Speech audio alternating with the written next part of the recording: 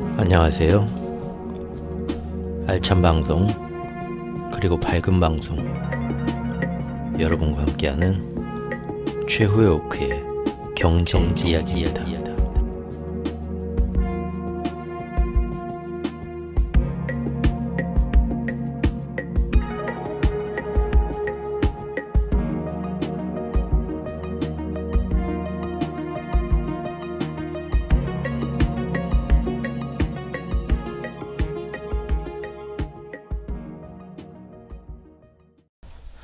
안녕하세요. 추오크입니다. 정말 한파가 무시무시하네요. 어제부터 오늘부터 내일까지도 제가 있는 곳은 추울 때는 한 영하 10도까지 지금 내려가는 것 같은데요. 어제 오늘 사이에. 근데 이렇게 밖에 잠깐 나가보면 물론 예전 겨울도 이렇게 추웠죠. 그때는 이제 사계절이 더 확실했고 사만 사온도 확실하고 겨울도 굉장히 추웠고요. 그러긴 했지만 지금 확실히 이게 북극 한파라서 더 그렇게 느껴지는 건지 체감상 정말 온몸을 꽁꽁 싸매고 나가도 드러낸 이 얼굴이 아픕니다. 공기가 차갑다 못해 아프더라고요. 정말 한파가 무섭네요. 오늘 이제 동지인가요? 동짓날 팥죽을 먹어야 되는데 저도 이 영상 얼른 찍고 나가서 요 앞에 시장에 팥죽집 가서 팥죽 한 냄비 좀 사와야 되겠습니다. 겨울 동짓밤 긴 밤을 어떻게 보내야 되나 예전에 그런 얘기도 있었는데 특히 이렇게 눈이 오고 찬바람이 불 때 밖에 나가지도 못하고 마치 그 겨울을 피해야 하는 동물처럼 우리 사람들도 집안 구석에서 아랫목에 이불 꽉 뒤집어 쓰고 약간 좀 스산하고 서글픈 그런 연말의 느낌도 같이 느끼면서 자기 인생이나 아니면 이제 내가 태어난 그 삶의 목적 그런 것도 한 번씩 괜히 생각하는 시간은 없나요? 저만 그런가요? 저는 이제 오래된 어떤 옛날 음악이나 옛날 영화를 참 좋아하는데요. 그래서 예전에 이렇게 많이 모아놓고 했었는데 가끔 이렇게 요즘같이 이렇게 춥고 긴 그런 겨울밤에 혼자만의 어떤 그 동굴에 갇혀있는 여우 한 마리처럼 제 방구석에서 밤에 이제 이불을 뒤집어 쓰고 영화 한 편, 오래된 클래식 영화 한 편을 이렇게 보면은 맥주 같은 것도 한 잔 홀짝홀짝 혼자 하면서요. 그런 이제 영화들 중에도 그런 영화 있잖아요. 물론 이제 좋은 사람과 같이 영화를 보면서 뭔가 느낌을 공유하고 나누면 좋지만 깊은 어떤 느낌을 주는 영화들 거기에서 느끼는 것이 과연 이제 같이 영화 보는 사람하고 느끼면 좋겠지만 사실 모든 사람의 느낌이 아무리 가까운 사람이라고 해도 같이 공유되는 그런 사람을 찾기는 사실 힘들죠. 심지어 같은 가족이라고 해도 사실 사람마다 하나의 섬이잖아요. 그래서 어떤 혼자만의 뭔가 깊은 걸 느껴보고 싶은 영화는 또 혼자 보면서 방해받지 않고 그런 게 더 좋은 때도 가끔 있는 것 같습니다. 어제는 제가 저 10대 때 로버트 레드포드하고 메릴 스트립이 주연으로 나왔던 아웃 오브 아프리카라는 영화가 있었어요.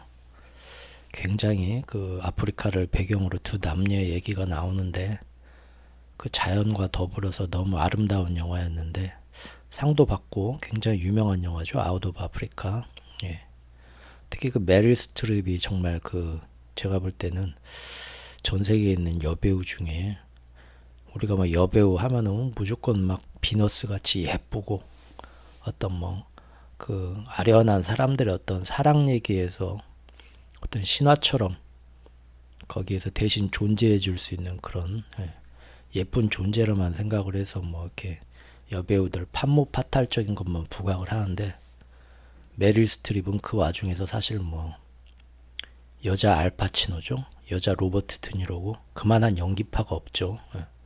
남자 배우들은 그 선이 굵고 각진 그런 파격적인 연기를 하는 대신에 메릴 스트립은 이제 여배우로서 그 여자들의 정말 그 복잡 다단하지만 아름다운 그 다양한 그 연령과 계층대에 있는 여자의 그 내면을 전혀 다른 대사 몇 마디 하는 안에서도 그 사람의 캐릭터를 그냥 거기서 그 대단히 복잡 다단한 그 여성의 섬세한 캐릭터를 표현을 해버리거든요.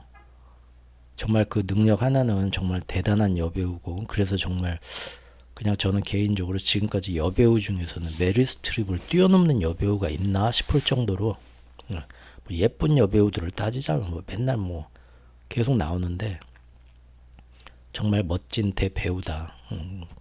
여성의 그런 내면의 섬세함과 왜 여성이 정말 뭐 남성 여성 비교할 필요가 없이 하나의 어떤 그 멋진 존재로서 정말 대단한 그런 내면들을 가지고 있는가, 그런 거를 정말 잘 표현해주는 배우라고 생각을 하는데, 아웃 오브 아프리카에서 이제 메릴 스트립의 그런 이 캐릭터와 결합이 돼가지고 정말 빛나는, 예. 사실 저는 아웃 오브 아프리카를 워낙 어렸을 때 봐가지고 그 당시는 뭔 영화인지도 몰랐고요. 그냥 남자랑 여자랑 아프리카에서 지들끼리 좋아하다 마는 그런 영화인가 보네, 뻔한, 예, 그렇게 생각을 했었고, 또 그 뒤로 몇십 년 동안 또 그렇게 생각을 했습니다. 근데 중년이 되고 나서 그 영화를 다시 보고는 깜짝 놀랐습니다. 예, 어제도 많이 놀랬고요. 그래서 지금 저와 비슷한 나이 연배가 되시는 분은 어떻게든 한번 또 구하실 수 있으면 구해가지고 한번 보시는 걸 추천을 드립니다. 아무래도 그냥 얼핏 보면 여자들이 좋아하는 어떤 로맨스 소설 같은 뻔한 그런 내용이 아닐까 해가지고, 특히 남자분들은 자기 취향이 아니라서, 예전에 뭐 그런 영화가 있었는데 뭐 좋았다고 하지 근데 내 취향은 아니야 하고 젊었을 때 슬쩍 스쳐보시고 다시 안 보시는 분 경우도 있을 텐데, 이 나이가 들고 보고는 정말 깜짝 놀랐습니다. 이거는 로맨스 영화가 아니더라고요. 예, 정말 아닙니다. 100% 아닙니다. 이거는 구도자의 삶을 표현한 영화입니다. 그 모든 단편적으로 나오는 하나하나의 장면들과 대사들이 전부 철학적인 근본적인 물음을 담고 있더라고요. 그래서 스스로의 그 내면의 소리를 들으면서, 네, 자기 영혼의 진화를 선택해 나가는 그 여자가 있고, 그 여자한테 멘토 역할을 해주는 남자가 나오는 거죠.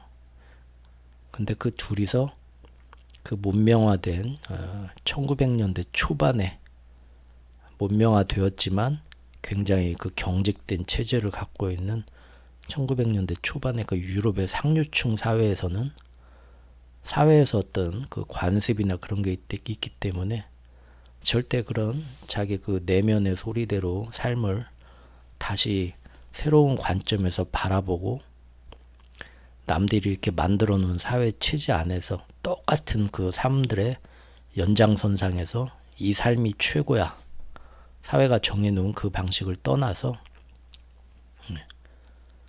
정말로 자기가 그 원하는 삶의 목적과 의미가 무엇인가 항상 내면에 그 궁금증을 자기도 모르게 가지고 있던 이 여자가 아프리카라는 아무도 간섭하지 않는 그 대자연의 품에서 이 남자가 멘토가 되어가지고 이미 그런 면을 바라보고 그런 인생을 살고 있는 이 남자한테 자극을 받는 거고, 남자도 이 여자가 그런 소질이 있는 여자임을 알아차리게 되죠.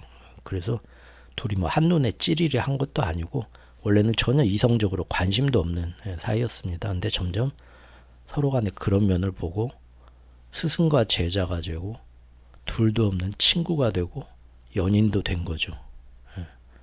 그래서 어떤 이게 참 어떻게 보면 정말 이 인류가 지금 뭐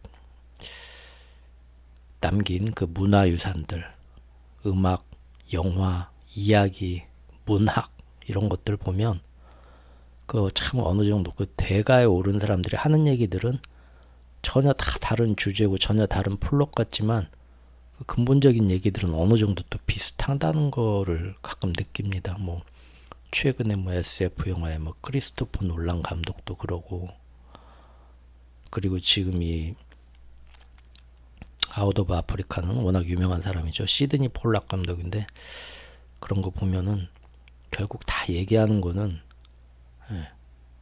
한 방향으로 어떤 흘러갑니다. 주제들 뭔가 내용들은 전혀 다른 장르 같지만, 그런 것들이 이제 나이 들어서 보니까 정말 이 작품을 만든 사람이 하고 싶던 얘기가 뭔가.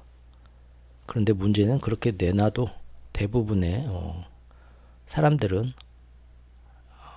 다르게 전혀 받아들이죠. 이 영화도 지금까지도 어떤 남녀의 로맨스 영화로만, 저도 지금까지 그렇게 알았으니까요. 몇십 년 동안. 정말 아무튼 아름다운 영화였습니다. 예, 아름다운 영화였고요.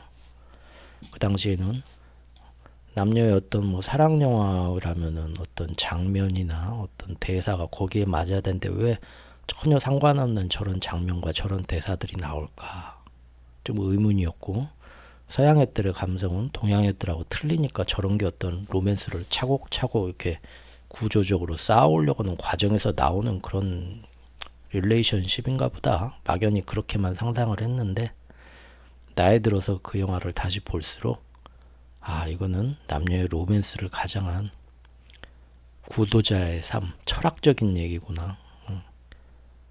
마치 뭐 우리나라의 예전에 김기덕 감독 영화 봄, 여름, 가을, 겨울, 그리고 겨울인가요? 그런 것처럼 지금 최후의 영화 이야기 듣고 계십니다. 아무튼 이제 연말 며칠 안 남았는데요. 다들 이제 많이들 생각도 많아지고 마음에 정리할 것도 좀 있으시고 뭐 그런 시절이 아닌가 싶습니다. 지금 미국 주식시장 같은 경우는 사실상 이제 내일부터는 거의 이제 일들을 안 한다고 하죠. 휴가를 간다고 하죠. 거기는 연말부터 해가지고 이미 이제 지금 12월 이제 며칠 전부터 유동성은 극도로 지금 줄어들었고요. 내일부터는 월가에서도 다 휴가를 떠난다고 하고 짬이 안 되는 당직들만 남겨놓게 되고 뭐 그런 기간이라고 합니다. 오늘 연말 밀어내기 시리즈로 다시 복귀를 해서요. 전 세계 지금 선거 상황, 특히 이제 미국 트럼프를 중심으로 해서 좀 상당히 어떤 좀 사람에 따라서는 들으면 굉장히 재미있고 흥미진진한 얘기들 좀 해보려고 합니다. 일단 뭐 전 세계의 어떤 내년 그 선거판 굉장히 혼란스러운 그거를 개별적으로 살펴보기 전에 전반적인 지금 지구촌 전체의 어떤 집단의식의 변화를 우리가 일단 인지를 해야 된다고 봅니다. 저는 항상 예전부터 민심은 천심이다라는 말을 중요하게 생각했는데요. 민심이 천심이란 말은 이 동양 쪽에서 나온, 서양에도 그렇고 어떤 그 세계적인 우주적인 진리를 굉장히 잘 표현한 말인 것 같습니다. 모든 사람들이 마음이 굉장히 각박해지고 안 좋아지고 뭐 이제 상황이 안 좋아지면 사람들 마음도 변하니까요. 그런 것들이 합쳐지게 되면 그것이 하나의 큰 집단 의식이 되고 큰 어떤 보이지 않는 힘이 되어서 전체적인 어떤 큰 어떤 정치나 경제, 전 세계적인 어떤 상황도 그런 쪽으로 몰고 간다고 생각을 하거든요. 그렇잖아요. 집안도 어떤 그 집안의 구성원, 엄마, 아빠, 아들들이 다 자기 문제 가지고 이제 막 굉장히 심란해지면 그 집안 꼴도 안 좋아지게 되잖아요. 그래서 민심이 곧 큰 어떤 지구적인 어떤 역사를 움직이게 되는 천심이 되는 그런 거라고 보이는데, 지금 문제는 제가 그랬죠. 제가 이제 블로그 쓰고 한 2년 전부터 그리고 특히 작년 말부터 굉장히 우려했던 게 그 우크라이나 전쟁 나고 작년 하반기부터 세계가 점점 힘들어지고 팍팍해지면서 극단적 분열주의와 대립주의로 빠지고, 그러면서 각 나라의 정치권에서 평소 평화로운 시절, 다양성이 다 인정되고 사람들 마음에 여유가 많던 시절에는 굉장히 지지율이 낮았던 소수파에 있는 특별한 인물들이 이런 역사의 흐름 속에서 갑작스럽게 사람들이 민심이 변하면서 큰 지지를 받으면서 대형 인물로 떠오르게 되고, 그런 소수 정권파들이 연정이나 아니면 뭐 압도적 지지로 독재자들도 마찬가지고 다시 재신임이 돼가지고 국제 정치에서도 어떤 긴장을 더해주게 되면서 전 세계가 어떤 새로운 막 큰 경랑에 휘둘리게 되는, 실제 그게 2차 대전 때 바이마르 공화국 때 히틀러와 나치당이 그렇게 나왔던 거잖아요. 근데 그것이 지금 이제 다시 또 전 세계로 그런 세계의 우경화라고 저는 표현을 해봤습니다. 좌경화, 우경화, 이제 우리나라에서는 조금 다르게 인식할 수도 있는데, 여기서 이제 세계의 우경화라는 건 꼭 우리나라의 좌우 논리가 아니라 그 나라 자기네 나라만의 이익을 최우선으로 하고 동시에 파시즘처럼 그와 반대되는 다른 나라와 다른 민족 이런 거와는 협력이 아니라 배타적으로 차별하고 억압하려는 그런 움직임을 얘기하는 겁니다. 이미 유럽은 예전부터 난민들 제일 많이 받아주고 인권적으로 제일 오히려 미국보다 더 앞서 나가는 그런 모습으로 유명했던 지역이지만, 지금은 유럽이 그 어느 때보다도 서로 이민자 안 받으려고 하고 테러 어떤 이스라엘 팔레스타인 전쟁을 통해서 지금 더 극단적으로 인종 차별주의는 더 심해졌고요. 그건 이제 그런 세력을 얻은 정치인들이 각 국가에서 다 나와가지고 빠르게 지금 다 경직화되고 있는 상태입니다. 근데 이제 유럽뿐만 아니라 전 세계가 지금 그렇다는 겁니다. 세계의 우경화는 그래서 빠르게 지금 진행 중이 될 거다 했는데, 지금 1년 반 정도 지났는데 지금 굉장히 정말 예상을 뛰어넘어서 더 제가 볼 때는 전 세계가 그렇게 지금 빠지고 있고요. 그러니까 그 반에서 제일 과격하고 극단적이고 약간 또라이 같으면서 절대 타협의 여지가 없는 그런 애가 그 반의 반장이 됐다고 해봅시다.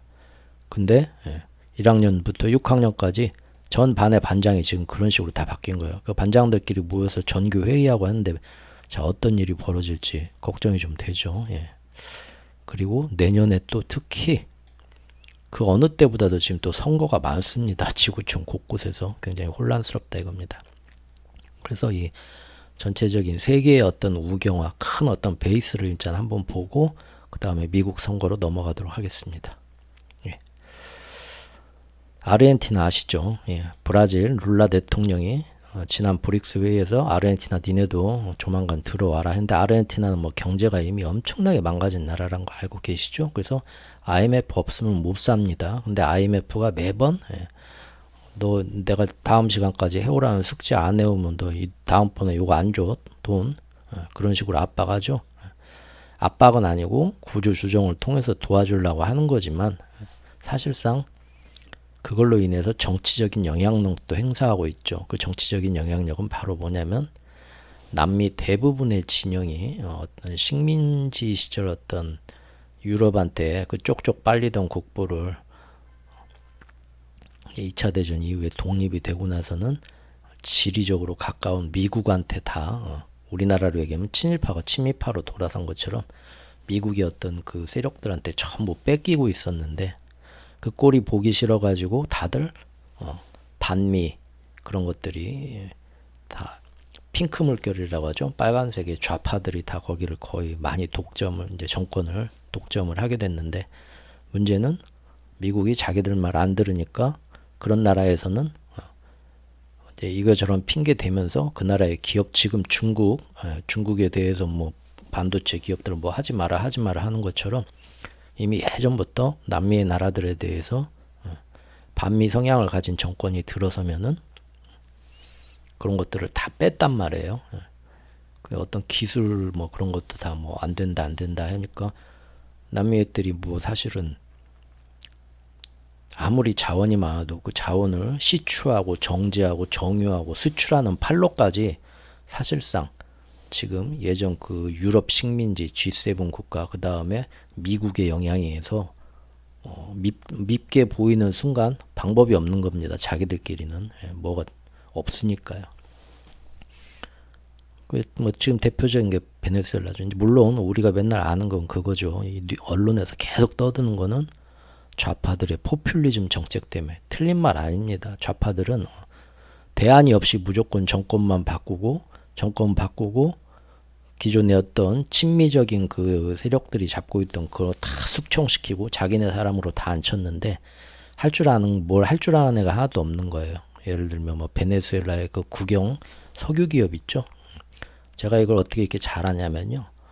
베네수엘라에서도 굉장히 지식층이고 굉장히 그 정치적으로도 어떤 그 연줄이 있는 굉장한 가문의 그 자제분하고 몇 년 전에 굉장히 오랫동안 펜팔을 한 적이 있어요. 우연스럽게.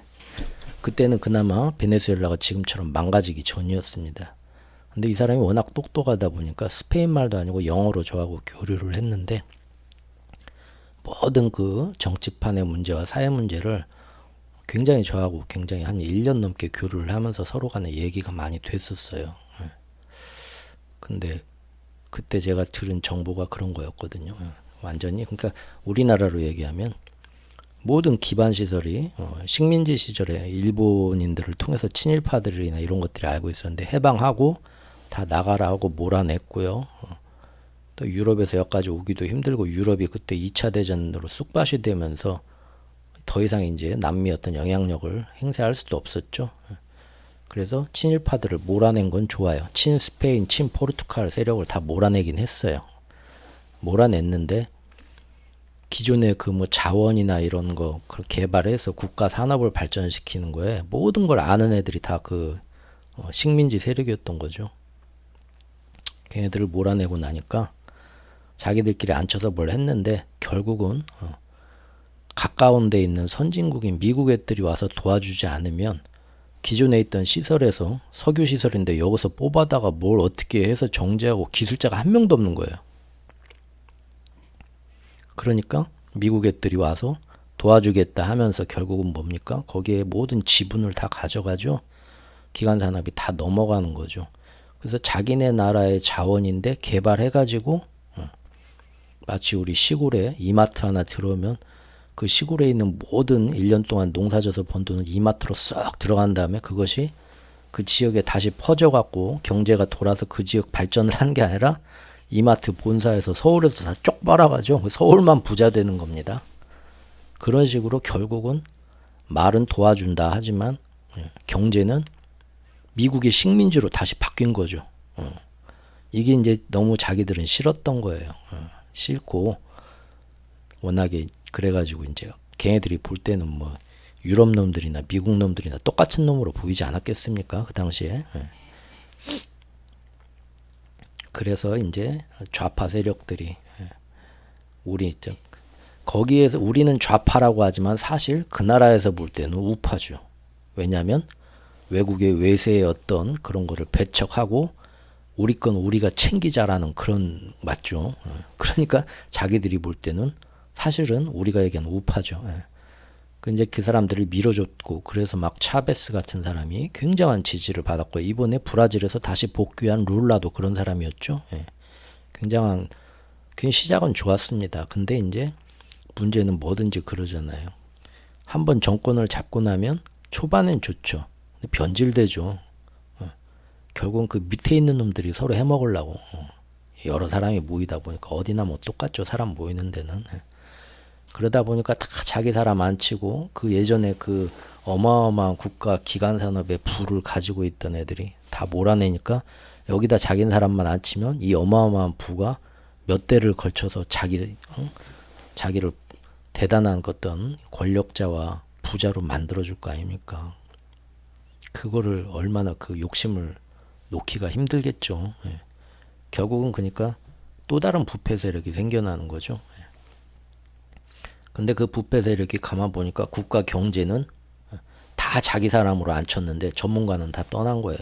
뭘 아나요? 우격다짐으로 하는데 자꾸 뭔가 안 되죠.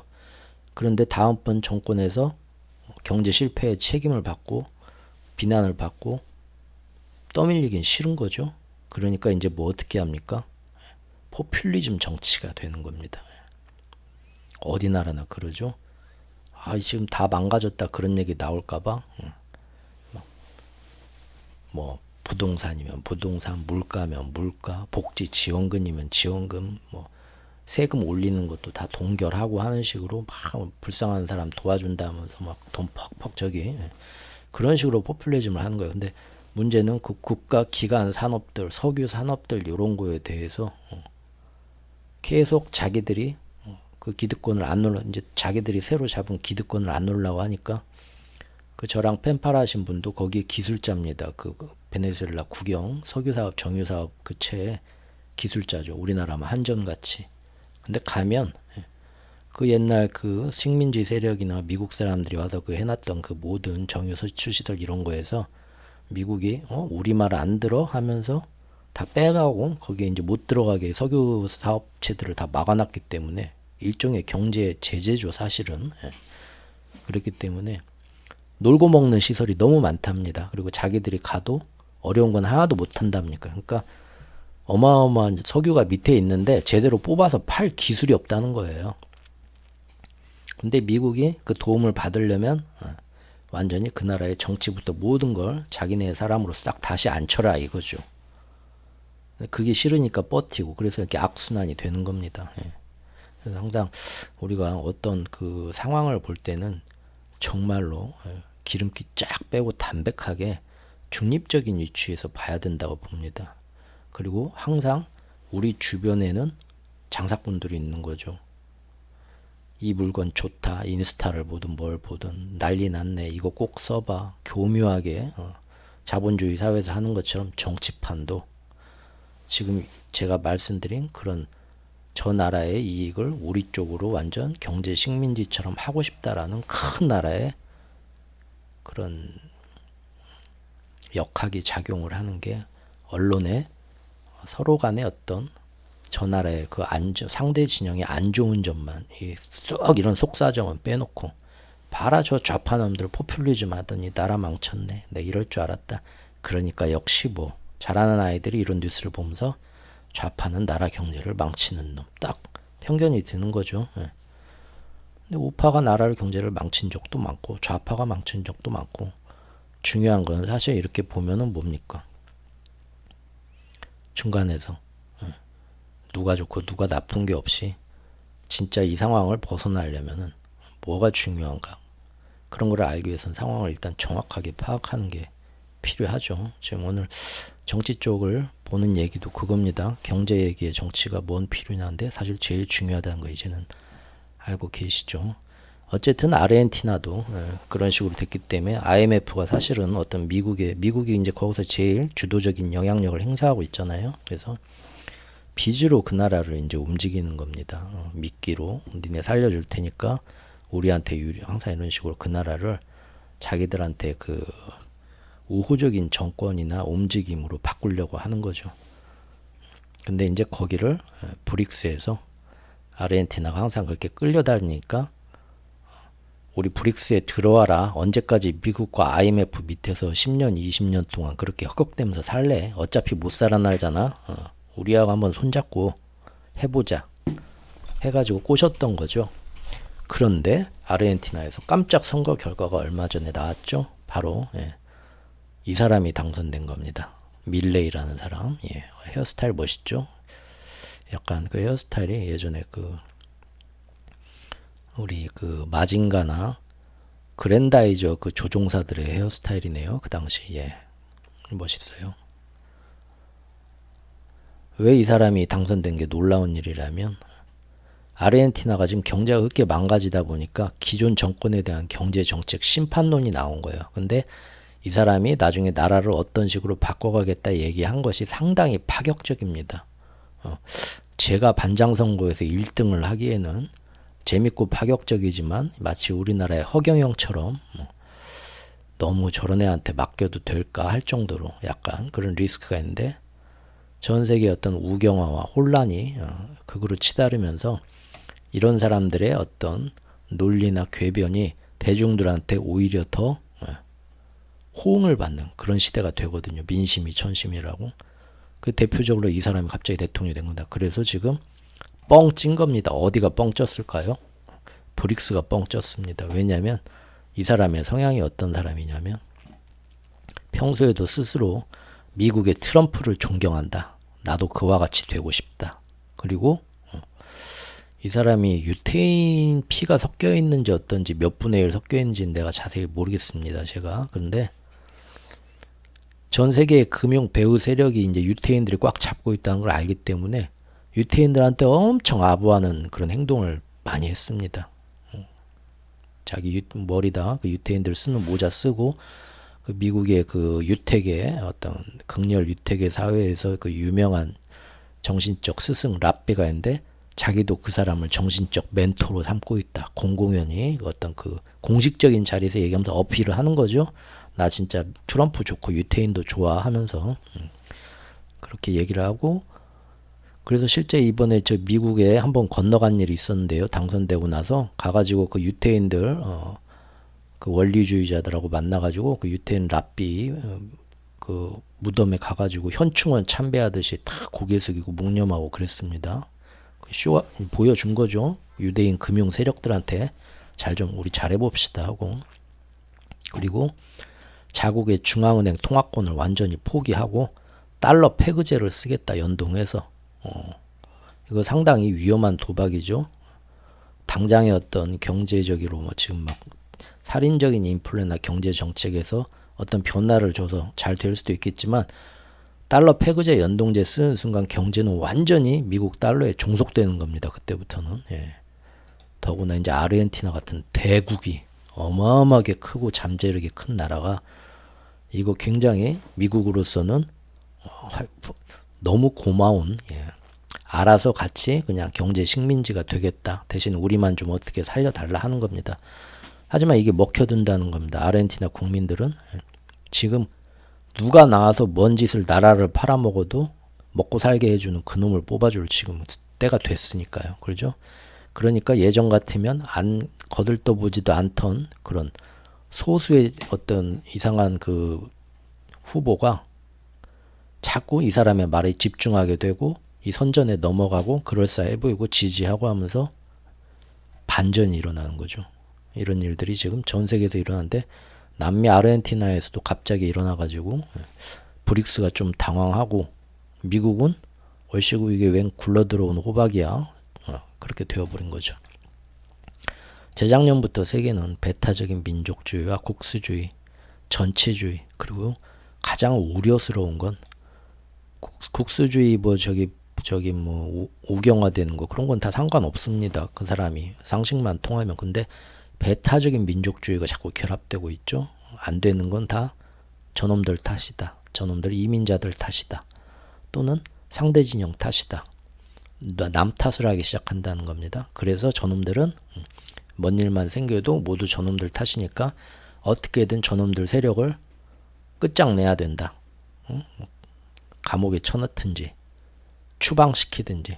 자, 이게 파시즘입니다. 이탈리아의 파시즘 무솔리니 그 다음에 나치 예전 20세기 그 초반에 전반에 나왔던 파시즘인데요. 지금 파시즘이 전 세계로 지금 유행이 되고 있습니다.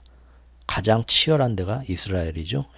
이스라엘의 하마스를 핑계로 해서 지금 벌이고 있는 게 예전 파시즘의 논리고 파시즘의 전법인데 문제는 이거를 불과 10몇 년 전까지만 해도 전 세계 사람들이 저런 파시즘은 말도 안 돼 하는데 이제 또 이렇게 언론이 선동하고 몰아가니까 일부 나라들에서 그 파시즘을 자기가 뭔 말 하는지도 못하고 그대로 따라하면서 똑같은 파시즘의 열풍에 동참하고 있다는 겁니다.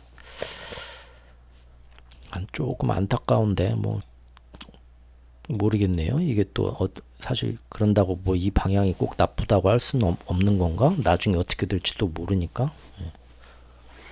어쨌든 좀 경계는 하고 싶습니다. 이렇게 자국의 실리를 최우선시하는 우경화의 경향이 강해지기 시작했고요. 작년부터는 이제 정말 고금리, 인플레, 경제위기 등이 현실화되면서 먹고 살기 팍팍해지니까 이러한 인종차별적이고 국수주의적이고 민족주의적인 경향이 경제 불안정하고 결합해가지고요. 그 어느 때보다도 지금 지구가 사람들의 성향을 아주 자비 없는 극단주의와 분열적 대립으로 변화를 시켰습니다. 제일 안 좋은 상황이 와버렸죠. 결국 원래는 가장 자유주의적인 정치인과 정당들이 정권을 잡고 있던 유럽에서도 지금 많은 변화가 일어났고요. 이제는 그것이 북미, 남미, 중동, 얼마 전에 중동 어딥니까? 이집트에서 또 그 독재자 양반이 작년에는 그 터키 대지진을 겪고도 그 터키 독재자 양반이 어마어마한 지지율로 재임이 되더니 이번에는 또 군사 쿠데타로 그 올라갔던 그 쿠데타 출신인데요. 그 양반이 독재를 하는데 이번에 또 어마어마한 지지율로 당선이 됐습니다. 왜냐하면 그 나라 경제가 힘들어지고 옆에 이스라엘 팔레스타인 전쟁하면서 봐라, 나라가 저렇게 뭐 흔들리고 뭐 분열되니까 저런 막 테러 세력들이 나라를 공격해오지 않냐. 어떤 안보의식이 생기는 거죠. 안보의식이 생기면 기존의 정권을 지지해주게 되죠. 어느 나라나 변화를 안 하려고 하고요. 이런 영향들이 서로 막 영향을 끼칩니다. 이렇게. 그래서 배타적 분열주의, 선동적인 극렬, 이거 우파분들 기분 나빠하지 마십시오. 선동적 극렬 우파라는 것이 우리나라 얘기하는 거 아니고요. 절대. 아까 얘기한 것처럼 그 나라에서 우리가 볼 땐 좌파가 될 수도 있습니다. 이제 그 나라 국민들 입장에서 우파라는 거죠.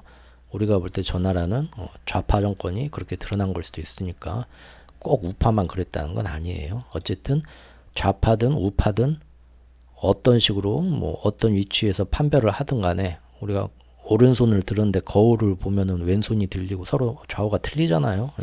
그것처럼 우파 좌파가 중요한 게 아니라 극단적인 세력들이 득세하기 시작했다는 겁니다. 우파 안에서도 뭐 여러 가지 우파가 있고 좌파 안에서도 여러 가지 성향이 있는데 그 중에 제일 극단적이어서 평소에는 주목받지 못했던 세력들이 득세한다. 독재자도 마찬가지고 비난받던 독재자들은 오히려 저놈 다음 정권 때는 틀림없이 쫓겨나게 돼 있어 했던 애들이 전부 다 막강한 지지율로 지금 재임이 되고 있습니다. 작년 금년 사이에 무섭죠. 그리고 특히 기존 정권의 경제 정책 실패에 대한 반발로 인해서 이렇게 극렬 소수파의 극우적 우경화가 여기저기서 이루어지고 있다는 겁니다. 이 밀레이 당선자 같은 경우에는 뭐 중앙은행 완전히 자기들 아르헨티나 중앙은행 폐쇄하고 미국 달러와 사실상 경제적 식민지가 되겠다는 건데 일단은 대선 전에 그렇게 말했는데 일단 당선되니까 그거는 조금 뒤로 미룬 것 같아요. 자기가 생각해도 여러 가지 좀 생각을 해봐야 될 것 같다고 느낀 것 같죠. 예. 문제는 이러한 경향이 세계적인 경향이 하필이면 미국과 중국의 패권 전쟁이 한창인 때 이루어지다 보니까요. 새로운 집권자가 누가 들어서냐에 따라서 그 성향에 따라서 어제의 적이 오늘의 아군이 되고요. 어제의 아군이 오늘의 적이 되는 것처럼 너무나도 복잡한 정치적 불확실성이 계속 생긴다는 겁니다. 한치 앞을 모르죠. 이것은 결국 세계 경제에도 불확실성을 계속 더해주고 있습니다. 이런 기사가 있네요. 내년에 지구촌 절반이 선거를 치른답니다. 그런데 포퓰리즘 정책 등 경제 불확실성이 더 커지고 있다. 이 중에 당장 우리가 주목해야 할 만한 그 선거를 보죠. 1월 13일인가요? 1월 13일에 대만 총통 선거 있고요. 1월 10일은 비트코인 현물 ETF가 승인이 나냐 마냐고요. 과연 그때 더 오를지 거기서들 다 도망갈지 봐야겠고요.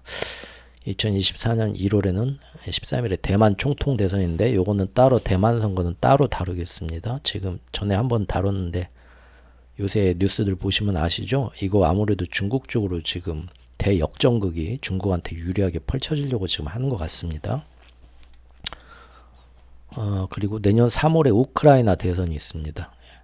그리고 러시아 대선도 내년 3월에 있고요.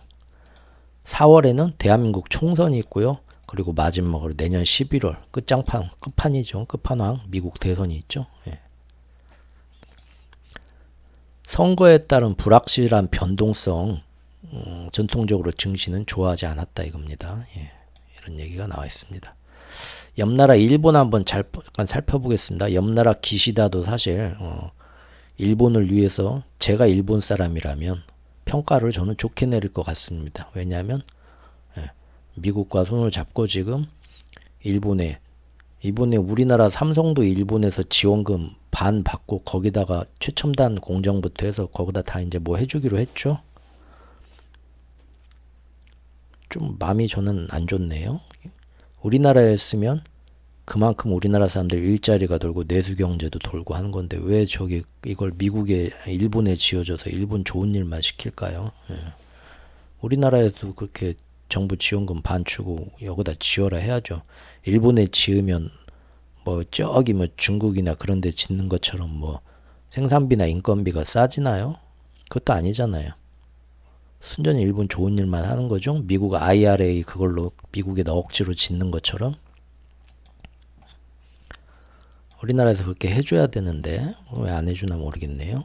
아무튼 일본 사람 입장에선 좋을 것 같습니다. 여러 가지로 미국 지원도 받고 또 국제적인 위치도 높아졌고 군사적으로도 모든 족쇄가 다 풀렸고요. 또 이웃나라 한국에 대해서 이제 더 이상 뭐 죄책감 가질 필요도 없고 당당해지고 좋아서 좋은데, 그런데도 이 사람의 지지율은 지금 최하이다. 왜죠? 경제를 망가뜨린 게 첫 번째입니다. 모든 사람들의 마음은 똑같다. 경제 망가뜨리면 싫어한다. 먹고 사는 게 급선무니까요. 이해가 됩니다. 맞는 말이죠. 예. 지금 엔저를 그렇게 고집을 하면서 하고 있지만 좋은 엔저가 아니고 나쁜 엔저고, 예. 그리고 그 나라가 아무리 잘해도 전 세계적인 흐름이, 경제 흐름이 이렇게 하는데 용가리 통뼈라고 그 나라도 이제 힘들어지는 거죠. 그럼 사람들 민심이 안 좋아지게 다른 대안을 찾을 수밖에 없죠. 정치적으로도 뭐 여러 가지 지금 뭐 이런 얘기가 나와 있습니다. 정권 위기 수준이다. 경제 정책 빵점, 이런 평가가 나온답니다. 예.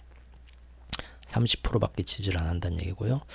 우리나라도 지금 그래서 지금 현 대통령의 지지율이 많이 지금 30%대에서 회복을 못 하고 있죠.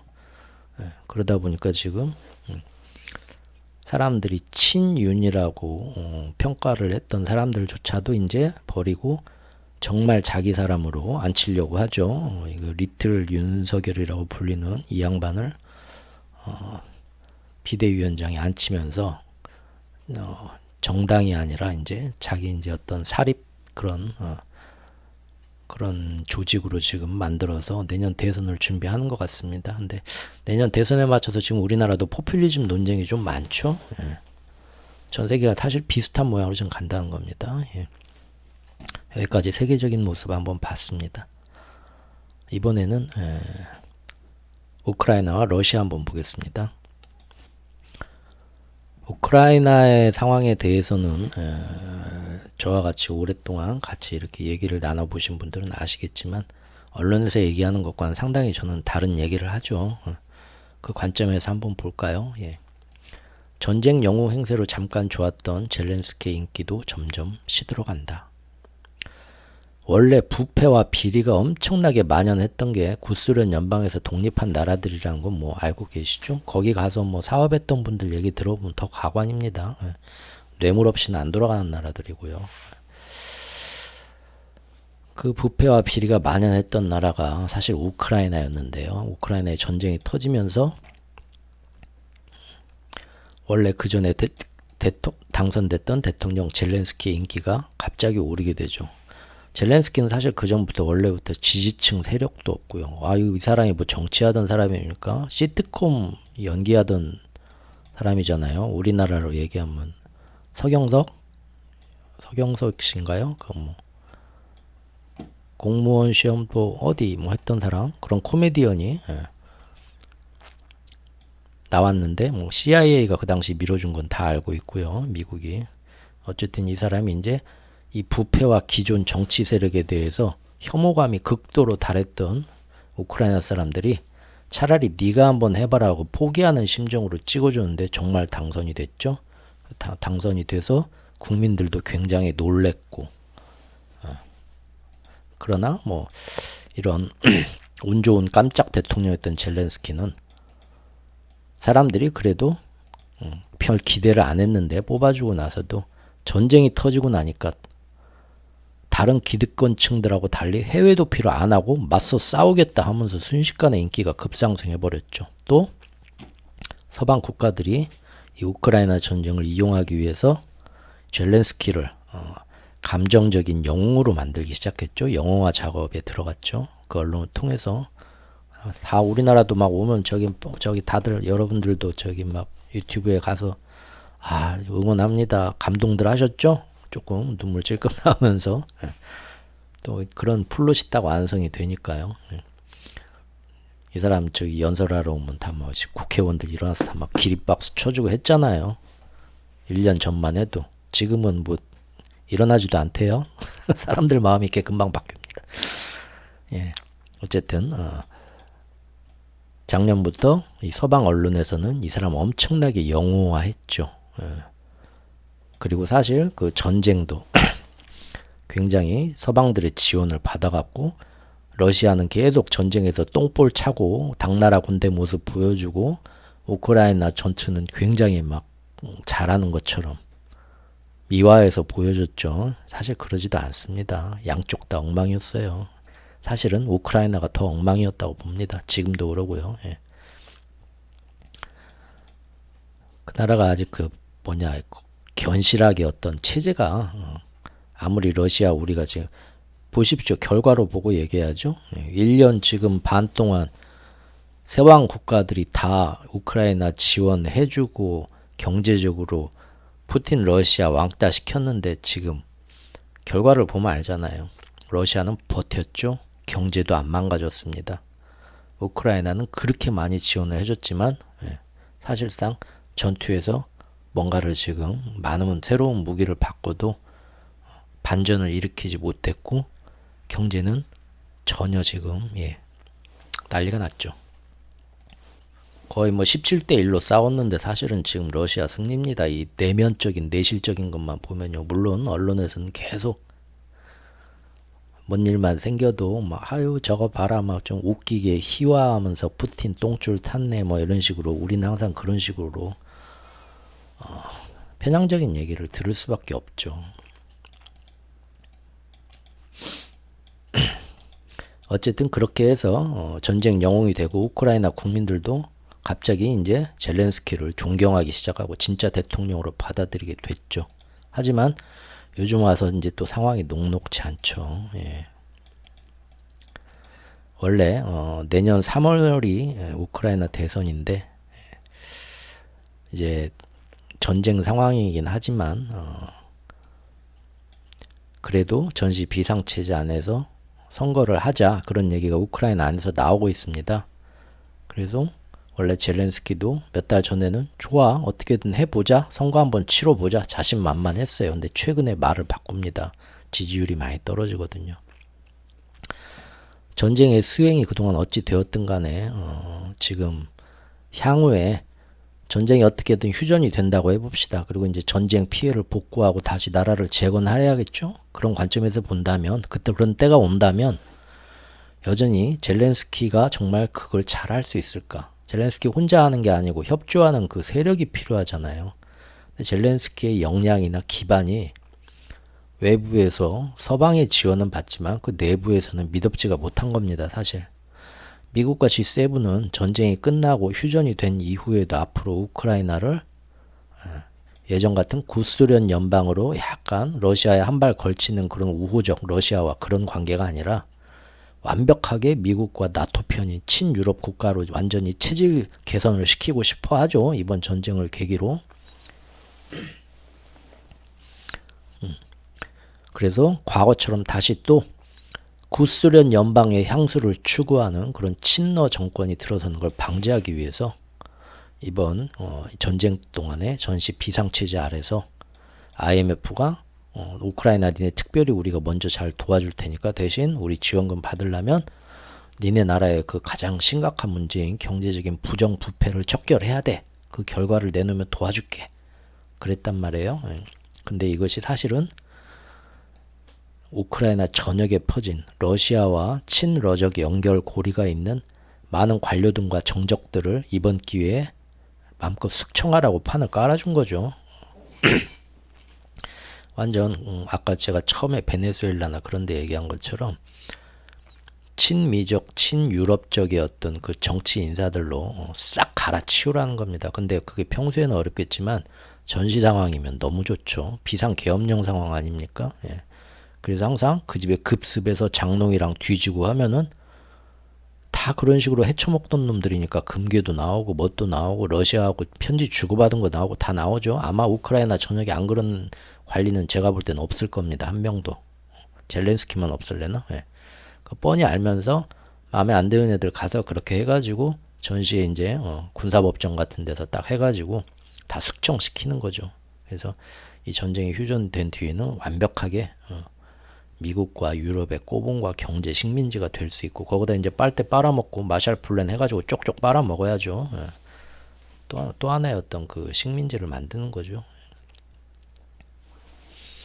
그러기 위해서 이렇게 마음껏 숙청을 했죠, 그동안. 그리고 그렇게 또 숙청 열심히 한 것도 이미 오래 전부터 내년도에 있을 내년 3월에 우크라이나 대선에서도 혹시 이게 전시 상황에서도 국민들이 선거 치르자 하면은 치러야 되는데, 그때 이제 사람들이 젤렌스키가 잘 싸우긴 했는데 지금 전쟁도 조금 이대로 가는 거는 이제 우크라이나 국민들 지쳤죠. 그러기 때문에 또 젤렌스키와 다른 친러 세력들, 기존의 기득권을 갖고 있던 그쪽에서 기득권을 갖고 있던 그 세력들, 정치 세력들이 젤렌스키 뒤를 이어서 정권을 잡는 게 싫기 때문에 그 세력들을 미리 정리해두자, 부정부패하고 엮어서. 그래가지고 지금 많이들 그 전쟁 초기에는 막 형님 동생 하면서 어깨 동무하고 사직 찍던 그 뭐 많은 그 고위직 관료들 다 지금 어느 날 갑자기 아주 막 뒤통수들 엄청 때렸죠. 그동안 그 집에 급습해가지고 다 장롱 뒤지고 소파까 뒤집고 해갖고 금괴 같은 거 나오고 너 부정부패로 체포한다 하면서 어느 날 갑자기 감옥에 다 넣고 싹 정리했죠. 그런데 문제 이제 시간이 갈수록 보니까 우크라이나 국민들은 전쟁에 지치기 시작했습니다. 또한 초반에는 이제 초반에는 이 전쟁 상태니까 무조건 젤렌스키를 중심으로 우리가 똘똘 뭉쳐야지, 국민들이 애국심으로 똘똘 뭉쳐갖고 그냥 눈 감아주고 넘어갔던 그 이제 젤렌스키 정권 안에서도 그 많은 그 부조리가 있거든요. 그런 것들. 하지만 하다 못해 뭐 그쪽에 뭐 주민센터 동장님부터 해가지고 예를 들자면 모든 게 원래 그 구소련 연방의 친러 세력들과 주민 세력도 굉장히 만만치 않은 동네죠. 그 나라 자체가. 그런데 그동안 아무리 전쟁 때문이라고는 하지만 지난 1년 동안 미국의 하수인 티를 너무 냈죠. 젤렌스키가. 누가 봐도 쟤는 완전 우리나라는 이제 앞으로 미국 꼬붕이 되겠구나. 국민들도 이제 알죠. 그러면 기존에 점점 더 많은 기득권 세력과 반대층들이 젤렌스키는 사실 국내에서 기반 세력은 거의 없으니까요. 그에게 이제 불만을 가지게 되죠. 사실 아시는 분은 아시겠지만 그동안 젤렌스키가 꾸준히 그렇게 나토 가입을 꼭 해야 된다, 전쟁 중에도 그렇게 고집하지 않고 한 발만 물러났어도요, 푸틴과 협상을 통해서 이 전쟁을 얼마든지 일찍 휴전시킬 기회는 여러 번 있었습니다. 포기하자는 게 아니라 일단 잠깐 휴전하자는 거예요. 몇 달이든 1년이든 휴전하고 다시 이제 이 영토 수복을 하겠다면 또 할 수도 있지만 얼마든지 휴전할 기회가 있었거든요. 푸틴도 쉬고 싶어 했고, 그래서 너 당장 나토에 딱 들어간다는 말만 안 해도 우리가 어떻게 해보자 했는데, 사실 젤렌스키 쪽에서 항상 안 된다, 기어이 나토에 우리는 가입해야 된다 한 거죠.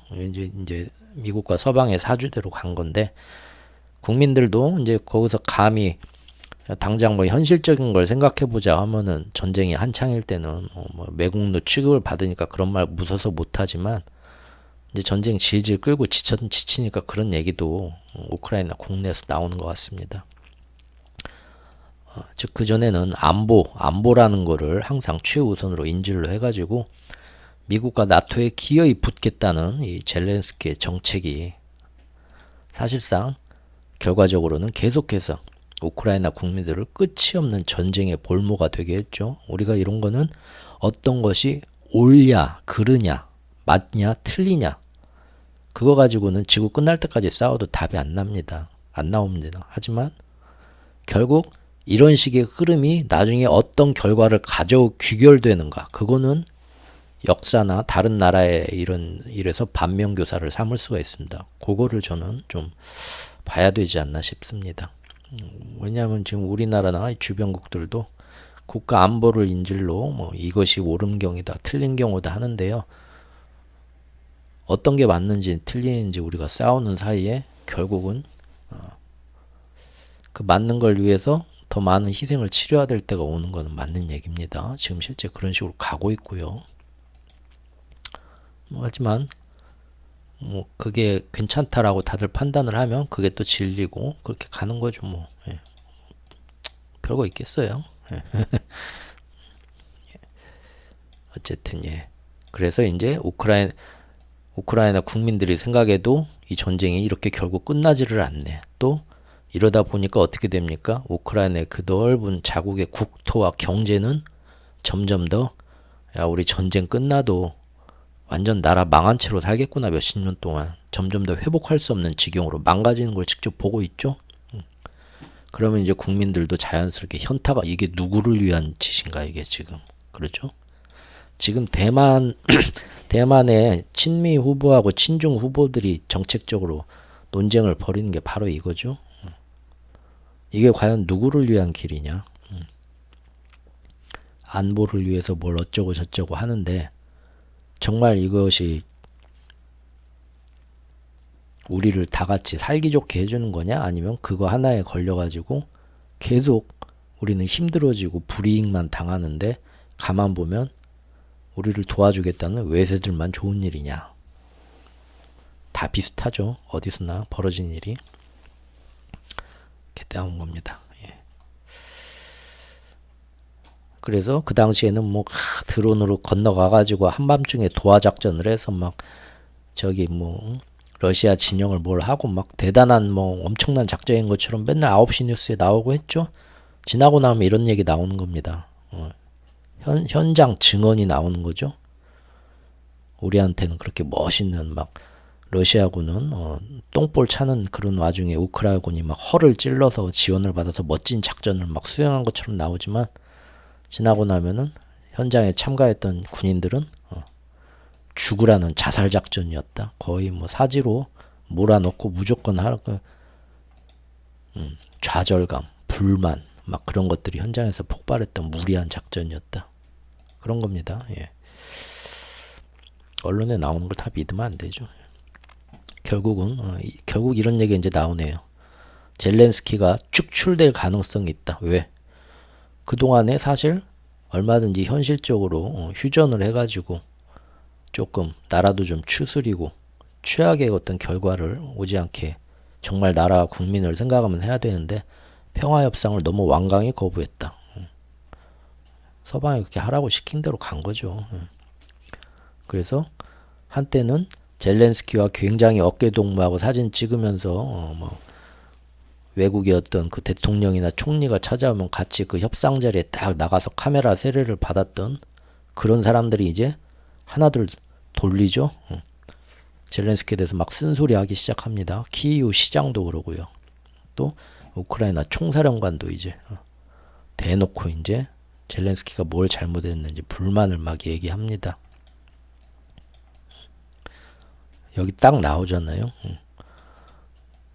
그동안 뭐 부정축제, 징병 대상자, 뭐 국외도피 알선 등 뭐 부정부패를 하면서 뭐 여러 가지 그 뭐 주요 관료들을 다 압수수색하고 숙청하고 했는데 이런 거는 다 유럽연합 가입하고 IMF나 이런 데서 지원 받으려면 부패와의 전쟁을 성과를 이뤄라 서방에서 얘기를 해서 젤렌스키는 했다고 하지만 현지에 있는 그 지역 유지들이 보기에는 아니지 이거는 거기에 대해 불만이 많다는 거죠. 누가 봐도 지한테 앞으로 정치적으로 뭔가 좀 견제가 될 세력들을 미리 숙청하는 뻔한 정치적 작업으로 다 보고 있다.